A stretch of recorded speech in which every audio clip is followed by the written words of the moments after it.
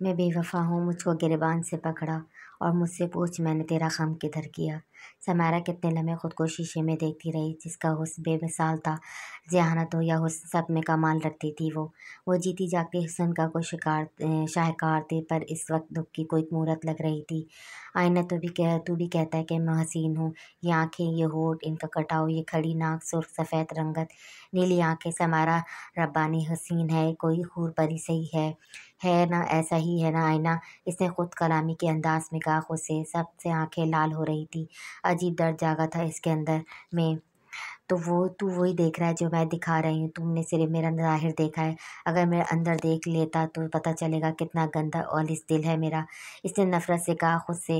वो यकायक खुद को कई बार थप्पड़ मार गई, खुद को मारती ही चली गई। सफ़ेद चेहरा थप्पड़ों से लाल हो गया था। वो वहशत भरी थी इनकी आंखों में। इस वक्त कोई यकीन नहीं कर सकता था कि इतने बड़े बिजनेसमैन, अंपायर के मालिक मिसेस समारा रब्बानी गिलानी है। वो तो कोई साइको सी औरत लग रही थी। तुम नहीं तो फिर कोई भी नहीं, कोई नहीं तो कोई भी नहीं, कभी भी नहीं।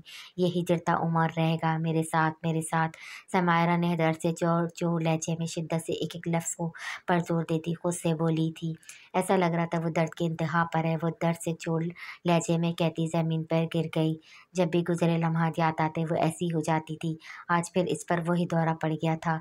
वो और इसका अल्लाह ही सिर्फ जानता था इसका दर्द। बाहर सामने मजबूत बनकर रहने वाली अंदर से रोज़ कई बार वो मरती थी। कितनी बार खुदकुशी की कोशिश करती, फिर रुक जाती, पर आज तक वो कुछ ना बोली। वो बुज़दिल थी, डरती थी, इसलिए चुप थी, एतराफ़ करने से डरती थी। जाने कब तक ऐसी कैफ़ियत में इसे रहना था, कोई नहीं जानता था।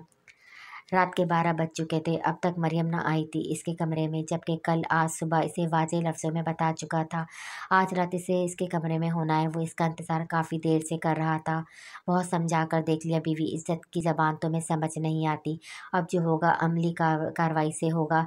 वो गुस्से से कहता इसके कमरे की तरफ बढ़ा। जैसे इसने सोचा था बिल्कुल वही हुआ। इसका कमरा लॉक था। इसने चाबी से लॉक खोला। शुक्र है कुंडी लगाना भूल गई। आखिर दिल ही दिल में सोचा। वो बेड पर मज़े से सो रही थी। मेरी नींदें हराम करके खुद मज़े की नींद सो रही है वो बीवी। इसके बाल बिखरे इसके चेहरे पर जैसे हटाता इसके माथे को चूमा इसने। किसी का लम्ब महसूस करती इसने आंखें खोली। आशिर को देखकर खुद पर झुका। डर गई थी वो। दरवाज़ा लॉक था। आप यहाँ कैसे? मरियम घबरा कर कहा। चाबी से बीवी। और कैसे? आशिर ने शौक शौक लहजे में कहा। इसकी तरफ दोबारा झुका था वो। छोड़ो मुझे, ये क्या कर रहे हो? इसने अपना पूरा जोर लगाते हुए आशिर को पीछे धक्का देते हुए कहा, जिसने मुस्कुराकर इसकी तरफ देखा। बीवी हो तुम मेरी, अपना हक वसूल कर रहा हूँ और क्या। आशिर की नज़रों से अंदाज़ा हो गया था इसके इरादों का। ये कहते ही इसने मरियम को बाजू से पकड़कर खुद के करीब किया और इसकी गर्दन से दुपट्टा पीछे करते वहाँ झुक गया। आशिर की गर्म सांसें इसकी गर्दन को झुलसा रही थी। इसका शौहर इसकी गर्दन पर जा बजा अपने होठों का लम्स छोड़ने लगा था। वो मुसलसल इसकी गिरफ्त से निकलने की कोशिश कर रही थी। वो कँपकँपा उठी थी, हल्की हल्की मजम्मत करने लगी। थोड़ी देर बाद आशिर खुद ही पीछे हट गया था। इसे अपनी गर्दन पर जलन का एहसास हो रहा था। इससे पहले वो मस्जिद इससे दूर होती, इसने मरियम को अपनी बाहों में उठा इसे इसके रूम से बाहर ले आया। वो इसके सीने पर अपने हाथों से मुक्के मारने लगी और खुद को आज़ाद करने की भरपूर कोशिश कर रही थी। लेकिन इस जैसे हट्टे-कट्टे इंसान के सामने वो क्या चीज़ थी। कमरे में दाखिल होते ही इसने कमरे का दरवाज़ा अपने पैर से बंद किया और अपनी बीवी को बेड पर लाकर फेंका। वो बेड से उठकर दरवाजे की तरफ जाने लगी तो इसने इसे बालों से पकड़कर दोबारा बेड पर फेंका था। इससे ज़्यादा नखरे बर्दाश्त नहीं करूँगा, बहुत बुरा पेश आऊँगा मरियम, अगर तुमने मुझे रोकने की कोशिश की। इसका जारियत भरा अंदाज इसे अंदर ही अंदर सहमा आ रहा था। इसके रुके हुए सांस बह निकले थे। इसने गुस्से से मरियम को देखते हुए कहा, जो थोड़ा सहम गई थी। इसके आंसू पर आशिक को तपी चढ़ गई, इसलिए दोबारा रूखे लहजे में बोला, निके के बगैर तो मैं तुम्हें हाथ नहीं लगा रहा हूँ। जो ऐसे बिहेव कर रही हो, अगर निके के बगैर कर रहा होता तो फिर मुझे तुम्हारे इन आंसू की समझ भी आती। लेकिन अब इन मोतियों को ज़ाय करने का फ़ायदा, मैं अपना जायज़ हक वसूल कर रहा हूँ। अब ज़बरदस्ती भी की तो कोई शर्मिंदगी नहीं होगी मुझे, क्योंकि इज्जत से बहुत बार अपना जायज़ हक मांग कर देख लिया है। तुम्हारे नखरे किसी सूरत ख़त्म नहीं हो रहे। अब जितनी तुम मजम्मत करोगी इतनी शिद्दत तुम पर उतारूँगा। मेरा ख्याल है अब तुम समझ गई होगी मेरी इस बात का मतलब। इसके करीब बैठते हुए अपने लबों से इसके आंसू को चुनते हुए खुमार लहजे में कहा था आशिर ने। इसके आखिरी लफ्जों में वाज़ेह वार्निंग थी। वो इस वक्त खुद को बहुत बेबस महसूस कर रही थी। वो जानती थी कि वो इसका मुकाबला भी नहीं कर सकती, इसलिए इसने खुद को इसके हवाले कर दिया। आंसू लबों से चुनकर वो इसके होठों पर अपनी शिद्दतें लुटाने लगा। मरियम ने ज़रा भी मजम्मत न की थी। वो थक गई थी इसके इल्ज़ाम सुनकर। वो अपने शौहराना हक वसूल करना चाह रहा था। वो चाहकर भी इसको रोक ना सकती थी। जब वो अपनी करने पर आए तो वो कमज़ोर औरत और इस ताकतवर मर्द के सामने कुछ भी नहीं थी।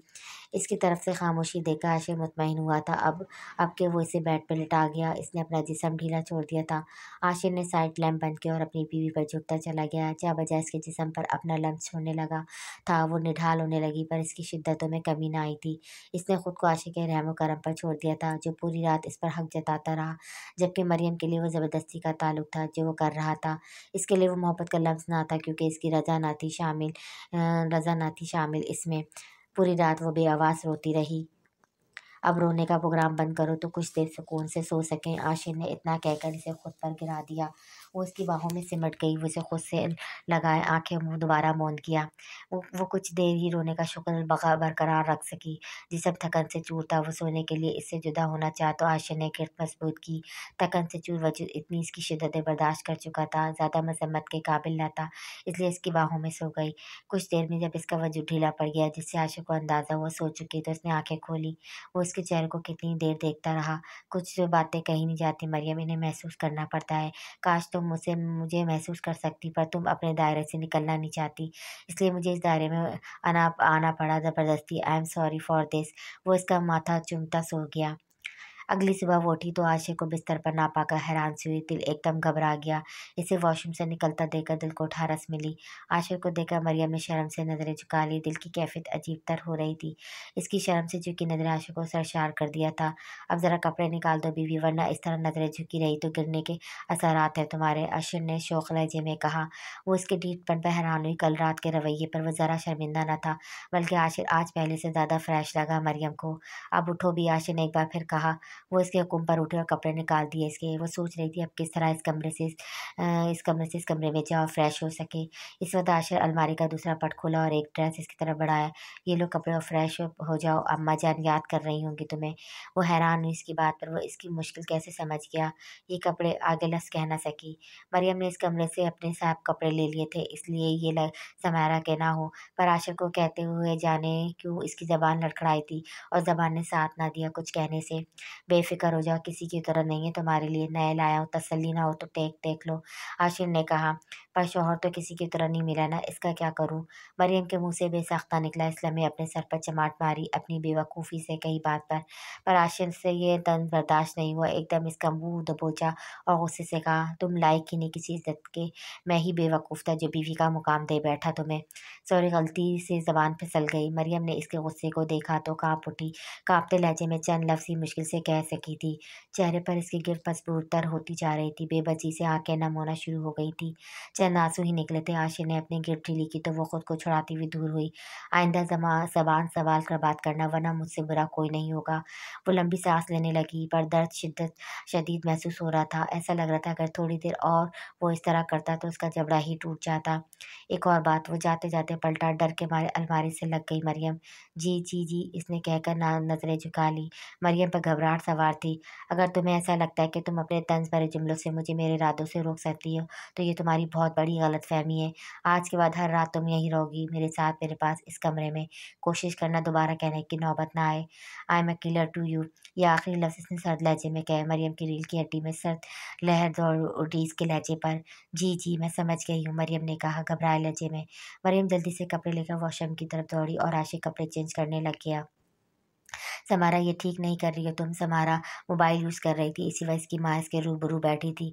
अब कुछ ठीक हो भी नहीं सकता, जानती हो, समारा ने सहूलत से कहा। वो हैरान हो रही थी अपनी बेटी की पिटाई पर। तुम वापस पाकिस्तान जा रही हो अर्शद के पास, उन्होंने हकमिया लहजे में कहा।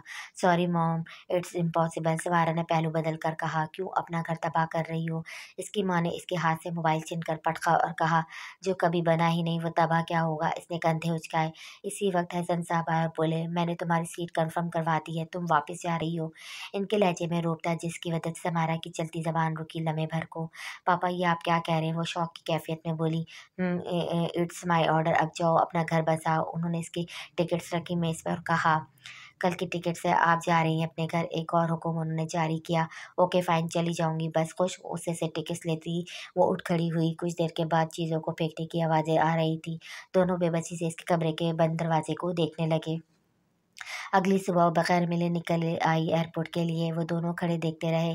समारा जिसका चेहरा लाल हो रहा था, आंखें सूजी हुई थी, चेहरा और आंखें शिद्दत से गवाही दे रहे थे कि कल रात इसने रोकर गुजारी है। माँ बाप का दिल दुख से भर गया था इकलौती बेटी इस हालत पर। वो दोनों भी क्या करते, मजबूर थे। बेबसी से जाता हुआ देखने लगे। रहा ना गया तो दोनों दूसरी गाड़ी में इसके पीछे एयरपोर्ट गए। समारा भी एक जिद्दी लड़की थी। इसने ठान ली थी कि दोनों से नहीं मिलना तो नहीं मिलना। एयरपोर्ट पर भी इन दोनों को इग्नोर करती अंदर की तरफ बढ़ गई। माँ और बाप दोनों की आंखें नम थी। प्लीज एहसन इससे बात करें, क्या चाहती है वो? अकलौती औलाद की ये हालत मुझसे बर्दाश्त नहीं। मैं पूछ पूछ कर थक गई हूँ उसे। नहीं कहती आपसे तो वो बहुत करीब है ना, इससे पूछिए क्या बात है जो इसे अंदर ही अंदर खाई जा रही है। 5 साल पहले कैसे खुश मिजाज थी, अब देखो कैसी हो गई है। इसकी जानदार हंसी अब खोखली हो गई है। आपको ऐसा नहीं लगता कोई दर्द कर इसे अंदर अंदर खा रहा है? ऐसा कुछ करें। वो बेबसी से रो पड़ी। इनके लहजे में दुख की इंतहा थी। वो कैसे बेखबर रह सकती थी अपनी बेटी से, इसकी बेहाल कैफियत से। अब हम कुछ नहीं कर सकते, ये सब इसने खुद किया है, खुद के साथ। एहसन साहब ने यासियत से कहा, क्या कह रहे हो, क्या किया इसने अपने साथ? उन्होंने हैरत से पूछा। चलो ये बातें यहाँ करने की नहीं है, घर चलो। एहसन साहब ने संभल कर बात बदली और अपनी बीवी को चलने का कहा। अपनी बीवी का हाथ थामकर वो एयरपोर्ट से निकल आए थे। वो ब्लैक ग्लासेस लगाए प्लेन की सीट से सिर टका दिया। अचानक इसके जहन पीछे की तरफ चला गया। उफ समारा, खुद को देखो और आशिर को देखो। आई थिंक तो तुम्हारी करीब की नज़र बिल्कुल वाकई ख़राब है। वो क्लब में पार्टी में आई हुई थी। इसकी दोस्त जोया ने हंसते हुए कहा था। क्या मतलब तुम्हारी इस बात का? समारा के साथ जेनी ने भी हैरत का इजहार किया इस कमेंट्स पर। कितना हैंडसम, जीनियस, वेल मैनर्ड तुम्हारा कज़न जियान आलम छोड़कर तुमने आशिर को पसंद किया। तो साफ मतलब तुम्हारी करीब की नज़र पर डाउट तो होगा यार। जोया ने कंधे उचकाकर आखिरी लफ्ज कहे। क्यों, आशिर हैंडसम और जीनियस नहीं है क्या? मुझे तो तुम्हारी नज़र पर डाउट है जोया। समारा ने पूछने के साथ इस पर भी तबसरा किया। अब ऐसी भी बात नहीं, नो डाउट आशिर हैंडसम और जीनियस भी है, पर जो बात ज़यान आलम की है वो आशिर में नहीं। I think Zayan is best choice for you. इसमें काफ़ी एक्स्ट्रा क्वालिटीज़ हैं आशिर से ज़्यादा। तुम गौर करती तो पता चलता। जैन चाहे जाने काबिल है। जोया की बात पर हैरान होती समायरा ने कहा, can you explain your view? Samara ने इससे तफसील मांगी इसके कमेंट पे। Yes dear, I can explain to you. Zoya ने मज़े से कहा। कुछ लम्हे की खामोशी के बाद बोली, आशिर हैंडसम ज़रूर है, पर साथ साथ इसे खुद के वैसा देखने में कोई ख़ास दिलचस्पी नहीं। इसका ड्रेसिंग सेंस भी कुछ ख़ास नहीं, रूट है, एग्रोगेंट है, तमीज़ नहीं है, गुस्से में रहता है हर वक्त, सिर्फ इंटेलिजेंट हैंडसम है और कोई ख़ास इसमें खूबी नहीं। ना किसी की मदद करता है, अपने आप में मगन ही रहता है। ना इसके लहजे में कोई मोहब्बत या लगाव नहीं दिखता तुम्हारे लिए, जबकि इसकी बानिस्बत ज़ियान हैंडसम, इंटेलिजेंट, लविंग, केयर और तो और इसका ड्रेसिंग सेंस तो माइंड ब्लोइंग है। ज़ियान का भी कभी बोलने का अंदाज महसूस किया, कितना नरम धीमा लहजा है इसका। वो एक ऐसा मर्द है जिसका साथ किसी भी मर्द को, किसी भी औरत को मगरूर कर दे। रख रखाव बहुत है इसमें, अब समझी? जोया बोलने पर आई तो बोलती चली गई। समारा तो शौक ही हो गई इसकी बात पर, क्योंकि जितना कुछ इसने कंपेयर किया था इन दोनों को बिल्कुल सही कहा किया। Come on Samara, see the difference look. Zoya ने इसे मुतवज्जा किया। सामने आशिर और साथ आ रहे थे क्लब के अंदर। आशिर ब्लैक शर्ट पर ब्लू जींस पहनी हुई थी। इसके बाल सफ़ेद पेशानी पर बिखरे हुए थे जिसे हाथों से संवारा था इसने। वो हैंडसम ज़रूर लग रहा था, पर शकनज़दा शर्ट इसे वेल ड्रेस नहीं दिखा रही थी। दूसरी तरफ ज़ियान ब्लैक शर्ट बगैर किसी शिकन के, बगैर वाइट पैंट पहने, क्लीन शेव, जेल से बालों को सेट किया और वेल ड्रेस लगा समारा को, और बहुत ज़्यादा हैंडसम भी।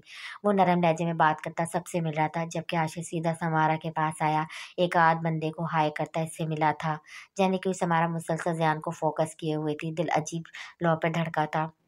फिर वापसी में भी मुसलसल वो दोनों का कॉम्पिटिशन करती रही। क्लब में ज़ैन की टक्कर किसी और आदमी से ड्रिंक के कपड़ों को ख़राब किया, पर ज़ैन ने ज़रा भी बुरा ना मनाया और उसकी माफ़ी नरम मुस्कुराहट के साथ एक्सेप्ट करता। सामने वाले की शर्मिंदगी को कम करने लगा और रिलैक्स और नैपकिन से साफ करता शर्ट अपने दोस्तों के साथ खुशगपियों में लग गया। समारा हैरान थी इसके नॉर्मल रिएक्शन पर, जबकि इस लम्हा समारा को 15 दिन पहले आशिर की यूनि में लड़की से टक्कर हुई थी कैंटीन में याद आई, जिसके हाथ में काफ़ी कॉफ़ी थी, जिसके चंद चींटे लगे थे आशिर को, जिस पर आशिर ने इसे इतनी बातें सुनाई कि वह लड़की बुरी तरह रो पड़ी। पर इसने इसकी माफ़ी एक्सेप्ट ना की थी। पूरा दिन आशिर का मूड ख़राब रहा। समारा से भी ठीक से बात नहीं कर रहा था इस दिन से। शिद्दत से अफसोस हुआ समारा को इस लम्हे। काश सोया तुमने मुझे इस एहसास से रोशनास ना करवाया होता तो कितना अच्छा होता। फिर पता ही न चलता कि कब आशिर की जगह ज़ियान ने ले ली और तबाही की तरफ चलती चली गई मैं। इसने आंसू पोंछे अपने। आशिर तो सिर्फ मेरी पसंद था, इसलिए किसी के ज़र्रा से एहसास देने पर इसकी जगह बदल गई। जबकि ज़ियान तो मेरी मोहब्बत बन गया, कब पता ही न चला। मैं तो इसका बुत बनाकर इसकी सरतपिश करने लगी, क्योंकि मैंने इसे बहुत गलत किया मैंने खुद के साथ। वो एक बार फिर शिद्दत से रोती रही, खुद पर मातम करती रह गई। प्लेन अपनी मंजिल की तरफ रवां दवा था। समारा हर दर्द की इंतहा पर थी। वो सीधा अम्मा जी के पास आई, इनके काम निपटाने लगी। आज अहमर भाई के बजाय आशिर ने बुलाया था इसे डाइनिंग पर। वो इसके साथ आकर बैठ गई। आशिर ने इसके निखरे चेहरे को बखौर देखा। मिलन की सुर्खी वाज़ेह थी इसके चेहरे पे। आशा कलस कर रह गई इसको देखकर। बच्चों का टीचर छुट्टी पर है मरियम, तुम पढ़ा देना तीनों को, आशा ने संभल कर हकमिया लहजे में कहा मरियम को। आशिर तुमको एतराज़ तो नहीं? सॉरी मेरे भाई, तुमसे पूछना भूल गई। अब के आशा ने आशिर को भी घसीटा इसमें। मरियम को एतराज़ नहीं तो मुझे भी कोई एतराज़ नहीं आपी, आशिर ने सहूलत से कहा। आयशा को लगा कि इसके पूछने की देर है। आशिर झट से हाँ कह देगा, पर इसने तो सारा मामला मरियम पर छोड़ दिया। मरियम को इतनी अहमियत देने पर आयशा ज़हर का घूंट भरकर चुप हो गई, क्योंकि अब के फैसले इख्तियार मरियम के पास थे। आयशा ने दांत पीसे गुस्से से। मुझे कोई प्रॉब्लम नहीं आपी, मैं पढ़ा दूंगी, मरियम ने आराम से कहे। नाश्ता करने लग गई। थैंक्स, आयशा ने जले दिल से कहा। नौशाबा हैरान हुई ना आयशा के इस अंदाज पर। आशा उनसे थैंक्स कह रही थी जिससे वो दुनिया में सबसे ज़्यादा नफ़रत करती थी। कुछ अजीब लगा था नौशाबा को। वो खामोशी से अम्मा जी के काम निपटा रही थी। जाने क्यों दिल उदास था। शायद आशा का यूं अपना हक जताना, फिर इस पर आशा की कई बातें, दिल की कैफियत अजीब तर हो रही थी। क्या हुआ अम्मा जी? ने इसका चेहरा थाम कर पूछा। इनके लफ्ज़ टूटे फूटे से थे। अम्मा जी मत करें मुझसे इतना प्यार, मत करें मेरी परवाह, मैं इस लायक नहीं। वो खुद इज्जती का शिकार थी। जब से पता चला था समारा रही है, ये दर्द भी इसे देने वाली आशा रब्बानी थी। ऐसे ना कहो, अम्मा जी ने इसकी पेशानी चूमकर कहा। मैं आपके छोटे बेटे की कातिल की बहन हूँ, सबकी तरह आप भी मुझसे नफरत करें। मरियम ने इनको हैरान करना चाहा, पर सही मानी में हैरान तो मरियम यूं हुई। इनके अगले लफ्ज़ों पर जानती हूँ दिक्कत सी कही गई, वो कह पाई। अम्मा जी फिर भी आप मुझसे इतना प्यार करती हैं, मैं तो आपकी ममता की गुनाहगार हूँ, इसने शौक लहजे में कहा। गुनाहगार हम हैं तुम्हारे, तुम माफ़ कर दो हमें। उन्होंने हाथ जोड़े थे इसके सामने और टूटे लफ्ज़ों में अपनी बात कही। अम्मा जी, इसके मुंह से चंद लफ्ज़ निकले और अम्मा जी ने इसे खुद से गले लगा लिया। वो उनके सीने से लगकर अपना गम हल्का करने लगी थी। वो इसे प्यार करती रही। रेडी हो जाओ, आशिर ने मरियम से कहा, जो अभी बच्चों को पढ़ाकर फ्री हुई थी। क्या मतलब? मरियम ने पूछा। थकन से बदन चूर था। असाब थकन का शिकार थे। दिल चाह पूछ ले कमरे में रहना या चली जाए, क्योंकि इसके मनपसंद बीवी जो आ रही थी। आशिर ने तो सुबह ही इसका सामान यहाँ सेट करवा दिया था। दोपहर तक आशा रब्बानी की कई बात ने इसकी सारी खुशफहमियाँ दूर कर दी थी। कुछ अच्छा पहन लो, बाहर चलना है, आशिर ने सुकून से कहा। उसे वल्हाना नज़रों से देखते हुए बोला, क्या मुझे में इतनी इजाज़त है इस गैस से निकलकर बाहर की दुनिया देख सकूं? पहले अपने बाबा साईं से पूछ तो लें, मरियम ने तंजिया लहजे में कहा। मरियम कलस कर रह गई इन नज़रों से। जब भी बोलना कुछ तंज भरा ही बोलना। इन होठों से कोई खूबसूरत बात सुनने का वतना होकर शायद इस दुनिया से ही चला जाऊं, पर मत पूरी करना मेरी ये ख्वाहिश। इसके गुलाबी होठों पर अपनी उंगली फेर कर कहा था आशिर ने। ये हसरत शायद आपकी हसरत ही रहेगी, मरियम ने दांत पीस कर कहा। इसको नागवार गुजरा था आशिर का यूं अपने होठों को छूना। असल गुस्सा समारा के आने का, जिसका आशिर से बता नहीं रहा था, वो भी किसी और से जानना अजियतनाक था। काश आशिर तुम खुद बताते इसके आने का, दिल को तकलीफ ज़रा कम होती। मरियम ने दिल ही दिल में सोचा और मर्द की बेहिसी पर कलस कर रह गई। सौतन का दुख अल्लाह ने औरत के हिस्से में क्यों रखा है, मर्द के हिस्से में क्यों नहीं? मरियम ने कलस कर सोचा, काश इसका कोई समझाता। अल्लाह ने मर्द और औरत की तफरीक रखी है अपनी अपनी जगह, जैसे औरत के पाँव के नीचे जन्नत, जिससे मर्द महरूम है। पर अगर अल्लाह लम्हा क़यामत बनकर गुज़रा इस पर। वो पूरी शिद्दत से इसके होठों पे झुकता चला गया। वो छुड़ाने की कोशिश करने लगी। वो और इस शिद्दत से इसके होठों को जकड़ गया। मरियम हैरान परेशान हो गई इसके इस अंदाज़ पे। इसने मज़म्मत छोड़ दी तो आशिक़ को उस पर रहम आ गया और नरमी से इसके होठों को आज़ाद कर गया। मुझे हसरतें पाल लेने का शौक़ नहीं। तुम्हारे होठों पे इतने फूल खिला दूँगा कि मेरे नाम के मेरे लिए सिर्फ़ फूल ही फूल निकलेंगे। क्या ख़्याल है तुम्हारा बीवी? आशिक़ ने मोहब्बत से चोर लहजे में कहा। वो भी नज़रें झुका गई। एक लफ्ज़ भी कहने की इससे नई गलती करना चाहती थी। वो इसे सही मानों में लाजवाब कर चुका था। चलो जल्दी करो, आशिर ने खुद ही ड्रेस निकाल कर दिया, जिसे थाम कर वो वॉशरूम की तरफ बढ़ी। अंदर ही अंदर फिक्रमंद थी वो इसे कहाँ लेकर जा रहा है। सांस लेने सांस लेने दो मुझे इन खुली फिजाओं में, मुझे एहसास तो कर लेने दो मैं भी जिंदा हूँ। वो गाड़ी में बैठी थी आगे आशिर के साथ। एसी फुल ऑन था, पर जाने क्यों ताज़ी हवा खाने का शौक जागा इसके अंदर। इसने बगैर आशिर से पूछे बटन दबाकर शीशा नीचे कर दिया पूरे का पूरा। वो ताज़ी हवा अपने अंदर उतारने लगी। आशिर ने एसी ऑफ कर दिया बगैर इस पर कुछ जताए। कुछ देर ताज़ी हवा लेने के बाद बाहर की रोशनी को देखने लगी।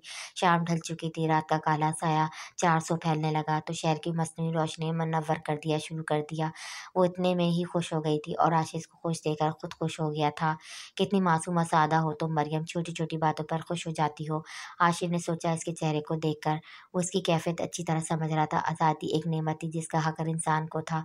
आज कितने दिनों बाद वो आज़ाद हुई थी, इसके ऐसे आशिर को अच्छी तरह एहसास था इसके एहसास का। इसीलिए मैं इसके कानों में अपने भाई के कहे लफ्ज़ों की बाज़गश्त हुई। आशिर मेरे भाई वापस आ जाओ, इसे तुम्हारी ज़रूरत है। इस घुटनज़दा माहौल में वो मर ही ना जाए। अगर ज़रा सी इंसानियत तुम्हारे अंदर बाकी है, वापस आओ और इस लड़की को बचा लो जो बेगुनाह होकर इतनी तकलीफ बर्दाश्त कर रही है।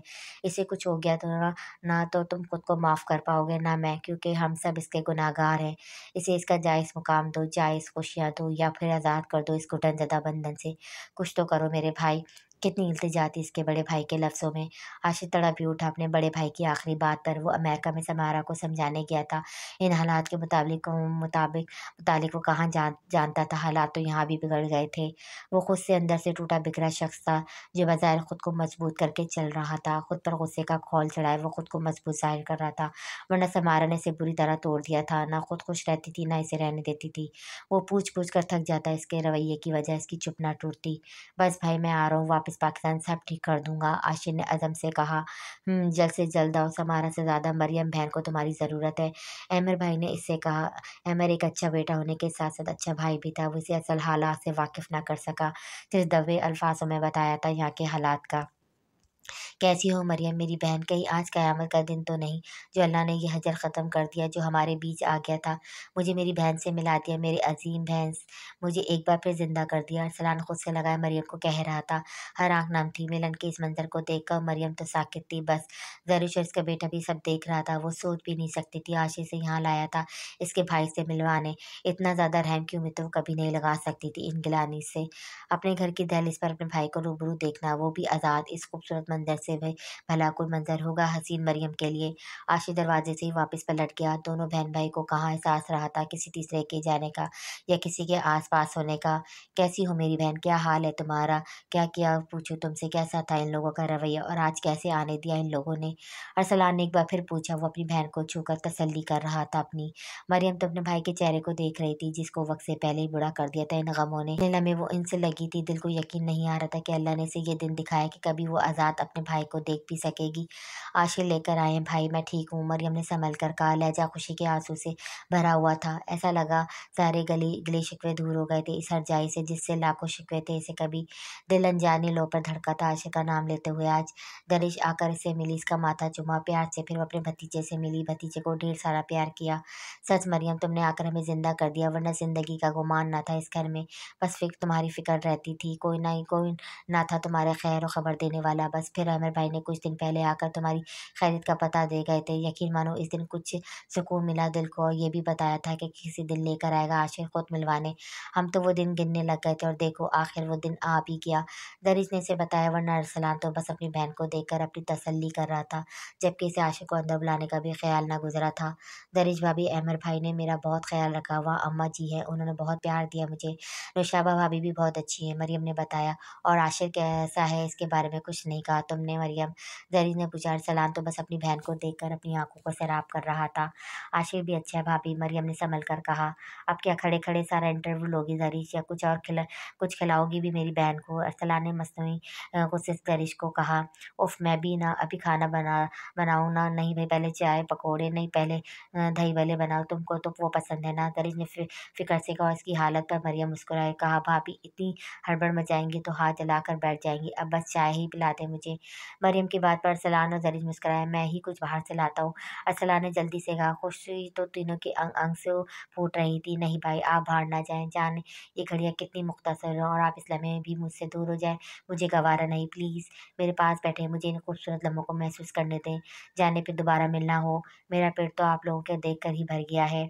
मरियम की बात पर अरसलान ने जाने का इरादा तक कर दिया। मरियम अपने भतीजे को गोद में बिठाए भाई से हल्की फुल्की बातें करने लगी। कुछ ही देर में जरी दही बड़े बड़े बना लाई और उसके बाद चाय। मरियम ने सिर्फ चाय अच्छी बातें ही बताई अपने भाई को, कोई दुखी करने वाली बात ना बताई इनको। वो इनको आशिर की एक और शादी बच्चों का बताकर दुखी नहीं करना चाहती थी। अरसलान को अच्छी तरह पता था इनकी बहन को बर्दाश्त करने की आदत है। वो दुख पर रोने की बजाय अच्छे लम्हों में अच्छी बातें याद करके माहौल को खुशगवार बनाने की आदी है। वो खुद पर गुजरी तकलीफ कभी नहीं बताएगी, पर अरसलान को अच्छी तरह अंदाजा था कि इसमें बहुत सी तकलीफें इसके घर में बहुत सही होंगी जो वो इनसे छुपा रही है। अरसलान अपनी बहन का भरम नहीं तोड़ना चाहता था। वो खुश थी, इस लम्हे तो वो भी खुश था। कोई ऐसी वैसी बात पूछ के ऐसे दुखी नहीं करना चाहता था। अभी चाय से ही वो लुत्फ़अंदाज़ हुए थे कि दरवाजे की बेल किसी ने बजाई। अरसलान जल्दी से उठा, इसे अंदाज़ा था आशिर आया होगा मरियम को लेने। वो इसे अंदर बुलाने का इरादा रखता था। मरियम का दिल उदास हो गया भाई से दूर जाने का सोचकर। अरसलान ने जैसे ही दरवाज़ा खुला, सामने किसी अनजान को देखकर हैरान हुआ। जी, मुझे आशिर साई ने भेजा है मरियम बीवी को लेने के लिए। मुलाजिम ने इतने कहकर नज़रें झुका ली। अरसलान को अफ़सोस हुआ आशिर से मिल न सका, पर इतना भी बहुत था, मरियम को इससे मिलने दिया। अरसलान शिकस्ता कदम अंदर आया, मरियम को जाने का पर मज़दा सुनाया। चलती हूँ भाई, अल्लाह ने चाहा तो दोबारा ज़रूर मिलेंगे। मरियम इनसे मिली, फिर वो ज़रीश भाभी से, भतीजे से तो इससे ही जुड़ा था, फिर भी इसे ढेरों प्यार और नम आँखें साफ़ की। अल्लाह हाफ़िज़ मेरी बहन, अल्लाह तुम्हारा निगहबान। अरसलान इसे खुद से लगाए दरवाजे के बाहर आया और गाड़ी में बिठा के इसे रुखसत किया। इसी लम्हे जल्दी से ज़रीश बाहर आए, इसको ज़ेवर का बॉक्स दिया। ये क्या है भाभी? मरियम ने हैरत से कहा। तुम्हारी अमानत, अम्मा का ज़ेवर है और कुछ हमारी तरफ से। ज़रीश ने मोहब्बत से लबरेज़ लहजे में कहा। भाभी इसकी ज़रूरत नहीं मुझे, बस आपकी दुआएँ ही चाहिए। मरियम ने प्यार से कहा, हमारी दुआएँ तो हमेशा तुम्हारे साथ रहेगी, पर तुम्हारा हक है मरियम, इनकार मत करना। भाई भाभी दोनों की आंखों में इल्तिजा थी। मरियम ने ना चाहते हुए भी रख लिया ज़ेवर। इनकी दुआओं में रुखसत हुई और ड्राइवर ने गाड़ी आगे बढ़ाई। मरियम की इजाज़त मिलते ही वो आंसू भरी आंखों से खुद को इनसे दूर जाता देखती रही। वो तब तक देखती रही जब तक नज़र उछल ना होए वो। कुछ दूर आगे जाकर गाड़ी रुक गई। वो भी अपने ख्यालों से बाहर निकल आई। मुलाजिम उतर गया गाड़ी से। आशीष ड्राइविंग सीट पर बैठा। वो हैरान हुई। हैरान बात में होती रहना, पहले आगे तो आ जाओ, वरना ऐसा लगेगा कि तुमने मुझे अपना ड्राइवर रख लिया है। आशीष ने ज़ेरे लब मुस्कुरा कर कहा। वो संभल कर उठी। मुलाजिम ने इसी वक्त इसके लिए फ्रंट सीट का दरवाज़ा खोला। वो आकर बैठ गई। गाड़ी स्टार्ट कर दी आशीष ने। क्या बात है, माथे के बल अभी नहीं गए? तुम्हारे तेवर कम होने का नाम ही नहीं रहे। पूछ सकता हूँ क्यों? आशीष ने तंजिया लहजे में पूछा। ऐसी कोई बात नहीं, मरियम ने धीमे लहजे में कहा। फिर कैसी बात है? आशिक़ का लहजा इंसिस्ट करता हुआ था। अगर भाई से मिलवाने ले ही कहते तो आप मिल भी लेते, इनको तसल्ली हो जाती। क्या हो जाता अगर मिल लेते? मरियम ने हक से कहा। शायद ऐसा ही होता है, मर्द जब अपनी बीवी पर अपना हक जताता है तो औरत भी मर्द पर भी हक जताने से बात ना आती, चाहे सामने कितना ही कठोर संगदिल मर्द ही क्यों ना हो। बीवियाँ सब आम ही होती हैं, सादा सी इनकी बातें बेमुरवत शख्स पर भी हक जताने लगती हैं। तुम औरतों का पता नहीं चलता, तुम्हारा एक शिकवा दूर करूँ तो दूसरा लेकर बैठ जाती हो। आशी ने भी इसी के अंदाज में कहा। वो चुप हो गई। इसके इस तंज पर थोड़ी देर शर्मिंदा भी हुई। कैसे इतनी उम्मीदें लगा बैठी थी एक ही रात में इस हरजाई से। वो शर्मिंदा सी बैठी नज़रें झुकाकर। कुछ देर बाद गाड़ी एक रेस्टोरेंट के सामने रुकी। गाड़ी के रुकने पर चौंक कर नज़र उठाई। चलें, आशी ने इसकी तरफ का दरवाज़ा खोल कर कहा। इसने हाथ बढ़ाया और मरियम ने इसके हाथ पर हाथ रखा। वो दोनों हम कदम साथ रेस्टोरेंट में दाखिल हुए। क्या हुआ, चुप ही हो गई हो बीवी? आशी ने इसे मोहब्बत भरी नज़रों से देखते हुए कहा। फ्रेंच फ्राइज इसकी तरफ बढ़ाया जिसे इसने खा लिया। इसी तरह कुछ न कुछ इसे अपने हाथों खिला रहा था। थक गई होगी, आराम करने का इरादा रखती हूँ, मरियम ने थकन भरे लहजे में कहा।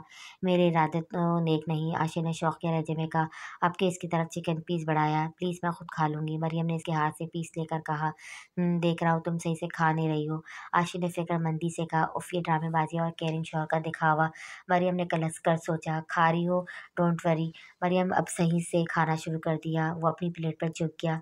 वापसी पर इसे आइसक्रीम खिलाई और दोनों साथ घर आए। वो खुश थे इसके संग, जबकि वो नाखुश थी, साफ नज़र आ रहा था। रात में वो जल्दी से लेट गया अपनी साइड और आंखें बंद कर ली। आशिर अभी वॉशरूम में था। वो रिलैक्स हो गई। कुछ ही देर में आशिर वॉशरूम से बाहर आया और उसे देखकर मुस्कुराया। शीशे के सामने आकर बाल बनाकर लाइट ऑफ करके बेड के दूसरी साइड लेट गया। जानता हूँ बहुत गहरी नींद सो रही हूँ। जो मेरे बेड पर लेटते तुम्हारी आंखों की पलकें लरज़ना शुरू हो गई थी। आशिर के भारी लहजे पर उसने पट से आंखें खोल दी। आशिर ने इसका रुख अपनी तरफ करके इसकी पेशानी चूमी, पर मरियम ने कोई मजम्मत न की।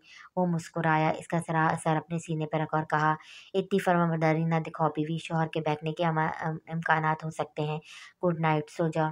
पहले आशिर ने आंखें मूंदी और फिर वो भी आंखें मूंद गई।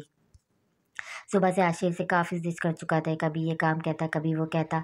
अम्मा जी के पास बैठी तो वहाँ आकर बैठ गया। आज आशिर अपनी माँ को डाइनिंग पर लाया था ताकि वो भी सबके साथ खाए। सबको अच्छा लगा था आशिर का ये फैसला। आशिर अहमद सब खुश हुए, पर मरियम का मुसलसल इनके साथ बैठना, इनकी मदद करना, फिर आशिर का इसे मीठी नज़रों से देखना आशा को ज़हर लग रहा था। दिन ब दिन इसके कदम मजबूत हो रहे थे इस घर में, ये सब इसके बर्दाश्त से बाहर था। आज सबके साथ बैठकर अम्मा जी खुश थी। सुनो ऑफिस जा रहा हूँ, आशिर ने मरियम से कहा। तो मरियम ने अम्मा जी को इनके कमरे की तरफ ले जाते हुए कहा, छोड़ने नहीं चलोगी? आशिर ने महम लहजे में कहा। ऑफिस तक चलूँ क्या? मरियम ने दबे लहजे में कहा। वो उसके पीछे पीछे चल रहा था। आशा तो जल ही गई, जबकि नौशाबा मुस्कुराती रही इस मुकम्मल मंजर को देखकर। अम्मा जी के इशारे पर मरियम आशिर के साथ चल पड़ी। दोनों साथ चलते मुकम्मल लग रहे थे। मरियम ने इसका ब्रीफकेस थामा हुआ था और आशिर से कुछ कह रहा था, जिस पर वो शर्माई। नौशाबा भाभी दोनों को देखकर मुस्कुराती रही और दिल से इसकी खुशियों की दामी के लिए दुआ गो थी। आशिक के चेहरे पे सच्ची खुशी देखकर भाभी मुतमईन हुई। जान मेरे भाई, खुदा तुम्हें तुम्हारे हिस्से की सच्ची खुशियों से नवाजे। जहाँ से मैं देख रही हूँ वहाँ से मरियम की ज़िंदगी में कहीं भी तुम्हारी गुंजाइश नज़र नहीं आती। सच्ची और खरी औरत वही होती है जो अपने असल की तरफ ही लौटे, ना कि दूसरे आर्जी सहारे ढूंढने की कोशिश करे। और मरियम बिल्कुल वैसी ही है। नौशाबा ने सोचा और अपनी व्हीलचेयर घसीटती। बहुत जल्द वो इस माजूरी से निजात पाने वाली थी। एक तरफ अशर के लिए दिल खुश था तो दूसरी तरफ ज़ियान के लिए दिल में दर्द भी उठा था। ऑफिस में भी मुसलसल इसका ख्याल मरियम की तरफ ही रहा, जाने क्यों वो उसके हवासों पर सवार रही। आशिर ने फ़ोन उठाया जो मुसलसल बज रहा था। वो मीटिंग से अभी फारिग हुआ था। जैसे फारिग हुआ कॉल मिलाना चाहिए, इससे पहले हसन साहब की कॉल आ गई। अस्सलाम वालेकुम हसन अंकल। वालेकुम सलाम बेटा। समारा पहुंच गई। सलाम का जवाब देकर बगैर इसकी खैरियत पूछे डायरेक्ट मतलब की बात पर आ गए। इनके लहजे में बेइंतहा फिक्र थी। क्या मतलब अंकल? आशिर ने ताज्जुब से पूछा। वो यहाँ से कल ही निकली है, समझो मैंने ही रवाना किया ज़बरदस्ती। एहसन साहब ने बताया। व्हाट? वो अभी तक नहीं पहुंची और ना मुझसे इसने राब्ता किया है? आशिर ने फ़िक्र से कहा। प्लीज़ आशिर मालूम करो, मेरा राब्ता नहीं हो रहा, तुम मालूम करो, मुझे फ़िक्र हो रही है इसकी। बाप के लहजे में बेइंतहा फ़िक्र हो रही है। अंकल मैं यहाँ कोशिश करता हूँ एयरलाइन से मालूम करूँ और दूसरी सूरत जहाँ वो अपना कार्ड इस्तेमाल करेगी पता चल ही जाएगा। डोंट वरी, जहाँ होगी सेफ होगी। आशिर ने इनको तसल्ली दी। हाँ बेटा तुम ठीक कह रहे हो, जैसे कुछ पता चले मैं बताऊँगा, अगर तुमको खबर हो तो मुझे बताना। एहसन साहब ने सर मसलते हुए कहा। कैसी अकलौती औलाद थी जिन्होंने कहीं का ना छोड़ा था इनको। दुख से सोचा उन्होंने। अंकल आपको इसके साथ ज़बरदस्ती नहीं करनी चाहिए थी। आपको पता है मैं कितनी मुश्किल से इसे डील कर रहा हूँ। इसका डिप्रेशन का ट्रीटमेंट चल रहा है। इस फेज़ में इसके साथ ज़बरदस्ती करना ठीक नहीं था। आशा ने दर पर्दा एतराफ़ किया। वो भी जानता था समारा साइकियाट्रिस्ट से इलाज करवा रही है। आशिर बेटा मैं तुम्हारा एहसानमंद हूँ जिसने मेरी बेटी की हर ज़िद को माना। वो जैसी है वैसे ही इसे एक्सेप्ट किया। तुमने और बच्चों ने बहुत सफ़र किया है इसकी वजह से। एहसन साहब ने दिल की सच्चाई से कहा। कोई बात नहीं अंकल, मैं भी शर्मिंदा हूँ आप लोगों से जो मैंने किया था इस वक्त। आशिर का इशारा अपनी दूसरी शादी की तरफ था। नहीं आशिर बेटा, मैं तुम्हारी ईमानदारी का कायल हूँ। तुमने जो किया वो बता कर किया, हमें अंधेरे में नहीं रखा। तुमसे क्या गिला करूँ आशिर, जब मेरी बेटी ना अच्छी बीवी बन पाई ना अच्छी माँ। तुम्हारे साथ जो वो कर रही है इस हालत में कोई भी दूसरी शादी कर ले। तुमने फिर भी मजबूरी में की थी, अपने बाप के दबाव में। चंद बातें आशिर से कहीं और कुछ एतराफ़ात खुद से किए थे उन्होंने। चंद लम्हे दोनों की तरफ खामोशी छा गई। इस खामोशी को आशिर ने तोड़ा था। फिर ठीक है अंकल, जैसे कुछ पता चला बताता हूँ आपको। अल्लाह हाफ़िज़, अपना ख़्याल रखिएगा। आशिर ने धीमे लहजे में कहा। ठीक है मैं इंतज़ार करूँगा। अल्लाह हाफ़िज़, तुम भी अपना ख़्याल रखना, बच्चों को प्यार देना। एहसन साहब ने कहकर फ़ोन काट दिया। काश अंकल मैं आपको बता सकता इस बार जो समारा ने मुझसे डिमांड की है वो चाह कर भी पूरी नहीं कर सकता। मैं चुप हूँ तो सिर्फ़ इस वजह से कि वो डिप्रेशन का शिकार है। अगर मैं भी इसकी तरह जज़्बाती होकर इसकी बात मान लूँ तो कितना नुकसान होगा। आशिर ने माथा मसलते हुए सोचा। अब सही मानों में वो परेशान हुआ था। ज़ियान अपने मख़सूस अंदाज़ में कॉन्फ्रेंस में आकर बैठा था। कई वक़्त इसने दिल से मुस्कुराना छोड़ दिया था। एहसन रब्बानी को देखकर दिल बेचैन हो उठा था इसका। कभी चाचू नहीं बाप की तरह प्यार करते थे ज़ियान से, और ज़ियान ने भी इसको बाप का मुकाम दिया हुआ था। एहसन साहब का अपना कोई बेटा नहीं था।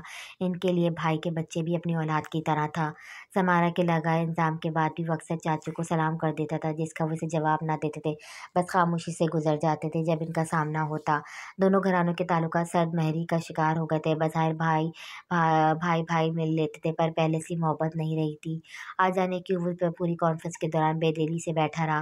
पहली दफ़ा ऐसा हुआ इसने सलाम ना किया और इनके पास से खामोशी से गुज़रा बगैर सलाम के। कैसे हो ज़ियान? एहसन साहब की आवाज़ पर इसके कदम थमे। कैसा हो सकता हूँ अंकल? ज़ियान ने ज़ब्त से कहा। ज़ियान अब सलाम नहीं करोगे? उन्होंने मोहब्बत से लबरेज़ लहजे में पूछा। बहुत दफ़ा कर चुका हूँ, अब जवाब नहीं देते तो थक कर कर छोड़ कर बहुत दफ़ा कर चुका हूँ, आप जवाब नहीं देते तो थक कर करना छोड़ दिया है। जाने यूँ ज़यान आलम को शिकवा कर बैठा। दिल में तो हमेशा तुम पर सलामती भेजता आया हूँ। हसन साहब ने बेबसी से कहा। चचा जान, इसने हैरत से कहा। 2 मिनट कहीं बैठ कर बात हो सकती है? एहसन साहब ने कहा। जी चचा जान, ज़ियान ने नॉर्मल लहजे में कहा। होटल के गार्डन में एक दूसरे के रूबरू बैठ गए। कितने लम्हे खामोशी के नज़र हो गए। इस खामोशी को हसन रब्बानी ने गंभीर आवाज़ ने तोड़ा। माफ़ कर दो मेरी बेटी को ज़ियान, वो अपनी आँख में जल रही है। इनके लहजे में इल्तिजा ही इल्तिजा थी। मैं माफ़ कर दूँ, मैं भला कौन होता हूँ माफ़ करने वाला? सबने कहा था मैं ही गुनहगार हूँ। ज़ियान ने खुद अज़ियती से कहा कि इतने साल इस गिल्ड के साथ रहा, वो जो गुनाह इसने किया ही नहीं। माफ़ कर दो, सब समझते हुए चुप था। पहले से जानता था सब गलती मेरी बेटी की है। अगर इस वक्त तुम्हारे हक में कहता तो मेरी बेटी तबाह हो जाती। एक बाप की बेबसी समझो। एहसन साहब ने वक्त दिक्कत से इतराफ़ किया। आप इतने साल कहाँ, क्यों क्यों नहीं, किस आग में जलता रहा हूँ मैं? सोचा कभी किसी ने, नौशाबा आपी ने मेरा यकीन ना किया होता तो मर जाता मैं। एक वही थी जिनको यकीन था मेरी बेगुनाही का। मेरी मुजरिम सिर्फ समारा नहीं, आप सब भी थे। ज़ियान ने भराई हुई आवाज़ में कहा। ज़ियान ने शिकवा किया। इससे ज़्यादा इसकी बर्दाश्त से बाहर था। वो उठ कर चला गया। वो इसे जाता देखता रह गया कि रोकने की हिम्मत नहीं थी इनके अंदर। काश एक दफ़ा मेरी बेटी बता देती तो अपने भाई के पाँव पकड़ लेता इस खुशी के लिए। पर क्या करें, आजकल की औलाद सब खुद करना चाहती है। काश समारा एक दफ़ा कह देती तो इतनी ज़िंदगी तबाह ना होती। उन्होंने दुःख से सोचा इस लम्हे को। समारा का बेचैन रहना, इसका बेबसी से रोना, इसका तड़पना सिसकना, बहुत जल्द इसको समझ आ गया कौन किसका गुनहगार है। बस करो समारा, कितना भागोगी? किससे किससे भागोगी? इंसान सबसे भाग सकता है पर खुद से भागकर कहाँ जाएगा? सिर्फ इतना तो बता दो। ज़ोया ने गुस्से से कहा। इसने सर दोनों हाथों पे गिराया, बुरी तरह रोई थी। कहीं सुकून नहीं मिलता। वो दर्द रग वहाँ जाम में तर गया है। क्या करूँ? ज़ियान की शिकवा करती नज़रें मुझे ना जीने देती है ना मरने देती हैं। समारा ने दर्द भरे लहजे में इतराफ़ किया। मैं निकल पाता नहीं याद के हल्के से कभी। एक शख्स को मुझ में रह जाने की बीमारी है। दुआ करो ज़ोया, ज़ोया मैं मर जाऊँ, शायद कब्र में सुकून आ जाए। समारा ने इससे इल्तिजा की। ज़ोया इसकी वाही दोस्त थी जो इसके सब गुनाह से वाकिफ़ थी। आज भी एयरपोर्ट से सीधा वो इसके पास आई थी। पागल हो क्या तुम? समारा, गुनाह का एतराफ़ ना करो तब तक सुकून नहीं मिलता, फिर चाहे कब्र में क्यों ना उतर जाऊँ। तुम्हारे लिए बेहतर ये है कि तुम एतराफ़ कर लो, माफ़ी माँग लो, फिर कोई माफ़ करे ना करे, तुम माफ़ी माँगती रहो बस। शायद अल्लाह को रहम आ जाए तुम पर, फिर शायद ज़मीर की सब मलामत से छुटकारा मिल जाए तुमको। ज़ोया ने इसे समझाया। ज़ोया को हर इस लम्हे का अफ़सोस था जब इसने इस ज़ियान की खूबियों का बताया था। वो नहीं जानती थी समेरा इस हद तक आगे निकल जाएगी। अभी भी इसकी प्यारी दोस्त तड़प रही थी, खुद से भाग रही थी, खुद पर ज़िंदगी की हर खुशी से हराम करके खुद उसको दिल से निकालना चाह रही थी। खुद को सज़ा दे रही थी पर दर्द था कि ख़त्म होने का नाम ही नहीं ले रहा था। अजीब बात है, इंसान खुद ही ज़ुल्म करता है पहले, फिर खुद ही एहसास होने पर खुद को सज़ा देना शुरू कर देता है। क्या ये बेहतर नहीं कि पहले गुनाह करने के बाद जब एहसास हो तो इसका एतराफ़ करे, जिसका ख़ताकार हो इससे माफ़ी माँगी जाए और अपनी सज़ा का तयन करे। पर क्या करें, आज के दौर के हर इंसान ने अपना तराजू खुद के हाथ में रखा हुआ है। बेशक इंसान खसारे में ही है। मरियम आज बच्चों के साथ मसरूफ़ थी क्योंकि नेक्स्ट वीक इनके एग्ज़ाम्स थे। इस वक्त टीचर की छुट्टी करने से बच्चों का बहुत नुकसान हो रहा था। पर टीचर के बाबा शदीद बीमार हॉस्पिटल में एडमिट थे, इसलिए मजबूरन इसे ये ज़िम्मेदारी लेनी पड़ रही थी। वरना पहले ही अम्मा जी पे राशि के काम शदीद मसरूफ़ रहने लगी थी इन चंद दिनों में। नौशाबा भाभी ठीक होती तो शायद कुछ आसानी हो जाती। पर ये पिछले कुछ दिनों से आपकी डायरी में नोट लिखा है, मुसलसल स्कूल लेट भी जा रही है और पढ़ाई पे तवज्जो नहीं है आपकी। मरियम ने प्यार से दरशिश की। सॉरी आंटी, इसने आहिस्ता आवाज़ में कहा। 2 दिन बगैर किसी ध्यान के वो पढ़ रही थी तो इसे लगा परी डल स्टूडेंट है शायद, पर आज इसकी डायरी देखी तो पता चला वो अच्छी स्टूडेंट रही थी। डल तो वो आजकल हुई है, पर क्यों ये बात काबिल गौर थी। बहरहाल बच्चे इस उम्र में दूसरी सरगर्मियों में मुब्तला होकर पढ़ाई से दूर हो जाते हैं। मरियम को यही कोशिश थी कि किसी तरह वो दोबारा परी को पढ़ाई की तरफ राग़िब करे। अली और जोनी तो प्ले ग्रुप में पढ़ते थे जिनको पढ़ाने की टेंशन न थी क्योंकि ज़्यादातर इनसे कलरिंग और राइटिंग पेज वगैरह करवाने होते थे। समारा खामोश बैठी थी। आज इसे जोया के घर आए दूसरा दिन था। इसने किसी से राब्ता ना किया था। इस तरह कब तक रहने का इरादा है? आशिर आगे बढ़ चुका है अपनी दूसरी बीवी के साथ। तुम्हारा क्या है, कुछ सोचा है? जोया ने पूछा। जोया को फ़िक्र थी अपनी बेस्ट फ्रेंड की। जोया का शौहर इन दिनों बिज़नेस के सिलसिले में ऑस्ट्रेलिया गया हुआ था, इसलिए घर पर वो, इसका एक और बेटा, मुलाज़िमों की फ़ौज थी। अमीर लोगों के चोंचले घर के बंदों से ज़्यादा मुलाज़िम तो फ़ौज ना कहे, बंदा तो क्या कहे भला। अमेरिका आया था मेरे पास। आशिर बराबरी का दावा कर रहा है, पर समारा चुप हो गई तो ज़ैया ने जल्दी से कहा, पर क्या मुझसे नहीं होगा, मुझे तलाक चाहिए, इस बार कह चुकी हूँ इसे साफ लफ्ज़ों में। समारा ने कहा। वह हैरान होकर उसे देखने लगी। दिमाग दुरुस्त है तुम्हारा, क्या बकवास की है तुमने? वाक़ई आशिक़ को सलाम है, जिसने इतने साल गुज़ारा किया तुम्हारे इस बेहुदा के बिहेव के साथ। कोई और शख्स होता जिसकी बीवी रोज़ से तलाक माँग रही होती तो 2 रोज़ भेजकर छोड़ चुका होता अब तक। तो छोड़ दे, मुझ जैसी औरत यही सज़ा डिज़र्व करती है। समारा ने खुद अज़ियती से कहा। सज़ा जज़ा का फ़ैसला करने वाली तुम कौन होती हो? अल्लाह के फ़ैसले इसी के हैं करने दो, समझी तुम? ज़ोया ने चिढ़कर कहा। बच्चों का सोचा है, इनका क्या होगा? ज़ोया ने इसे एहसास दिलाया मासूम का, जो बेवजह पिस रहे थे माँ की बेहिसी के कारण। वो मुझ जैसी माँ की तरबियत डिज़र्व नहीं करते। अल्लाह ने इनके लिए बेहतरीन इंतखाब किया है। नौशापा भी हैं इनकी माँ, वही इनकी तरबियत कर रही हैं। देखना अली और सोनी बिल्कुल मेरे जैसे नहीं बनेंगे, इनमें से मुझ जैसी कोई ख़ामी नहीं होगी। समारा ने तसव्वुर की आँख से दोनों बच्चों को सोच कर कहा। ज़ोया इसका चेहरा देखती रह गई। कई लम्हे खामोशी के नज़र हो गए। तुम एतराफ़ कर दो, दिल को इस बोझ से आज़ाद कर दो समारा, ज़ोया ने इसका कंधा थपथपा कर कहा। वो इसका चेहरा देखती रह गई। क्या ये इतना आसान है जितनी आसानी से ज़ोया कह रही है? समारा ने सोचा, जब गुनाह करते वक़्त सोचा नहीं क्या अंजाम होगा, तो फिर एतराफ़ करते वक़्त कैसा सोचना? अंदर से आवाज़ आई। ज़हन कहीं पीछे की तरफ चला गया।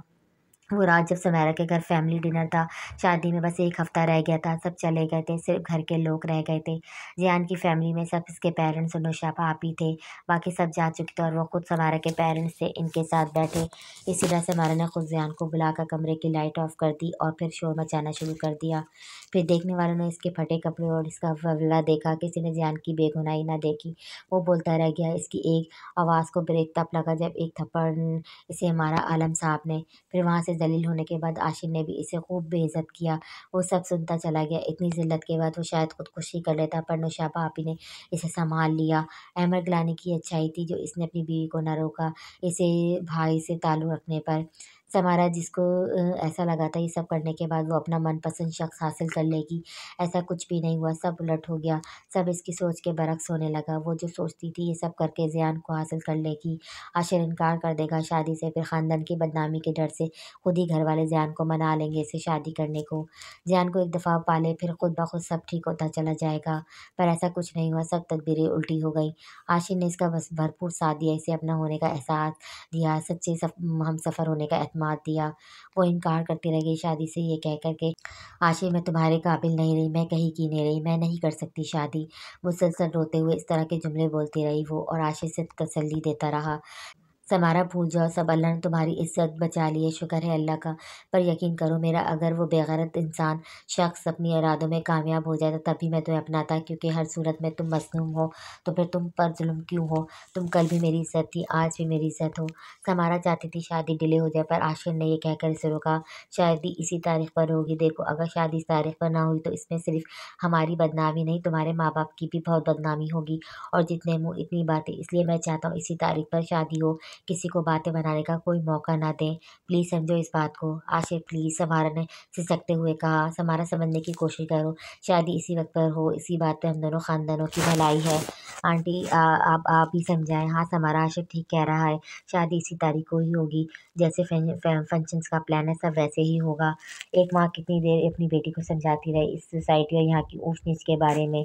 फिर एहसन साहब ने समझाया, आखिरकार वो मान ही गई। सब ने आशिर को सराहा, उसके गर्व की तारीफ़ें करते रहे।